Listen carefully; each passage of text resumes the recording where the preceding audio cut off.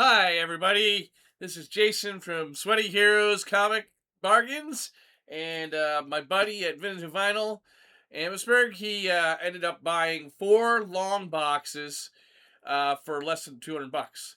And it had a mix of everything from Golden Age to Silver Age to Bronze Age to 80s, 90s, early 2000s comic books that you probably would find in dollar bins, ironically enough, at other stores. So interesting mix. We're gonna show you some of the stuff we got under the letters G through whatever. Through This is just a one example pile, not the whole thing. Okay, so we got Ghost Rider, where from the '90s and with a new outfit, not costume. I don't even know which one it is. That'd be cool to know. But that looks like a lot of fun. Intrigue. Luckily, we only had one small box of like stuff that was odds and ends. It wasn't really mainstream superheroes or even just recognizable as superheroes. So, but this looks like more of a spy book, so that's fine. This is awesome cover. Kazar. Kazar is obviously associated with dinosaurs and the Savage Land, and so to see this kind of like detective noir cover is kind of fun for that. There's also a saber-tooth tiger in that cover. That's cool. I like that.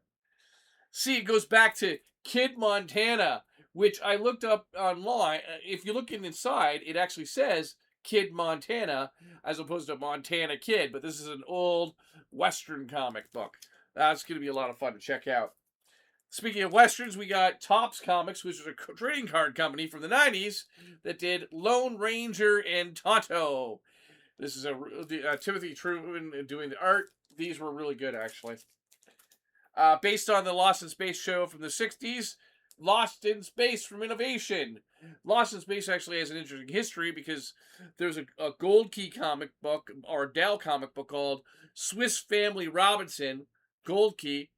Carl Barks, who created Uncle Scrooge, created the idea, basically putting Swiss Family Robinson, the story, classic story, into space, and then the Lost in Space show actually is different and was trying, and whether it was based on that idea or their own idea, basically Swiss Family Robinson, the comic book, was able to use Lost in Space, the title, because of how similar the two were.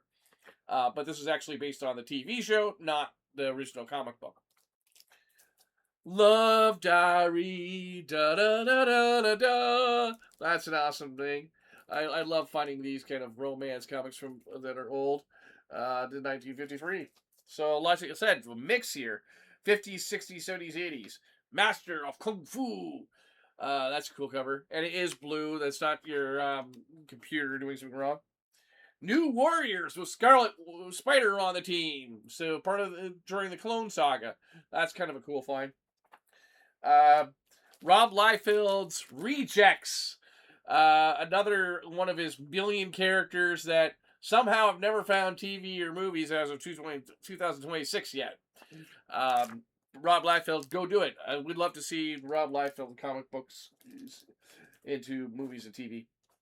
Peter Parker Spider-Man. And then we have another Peter Parker Spider-Man. Just a manic.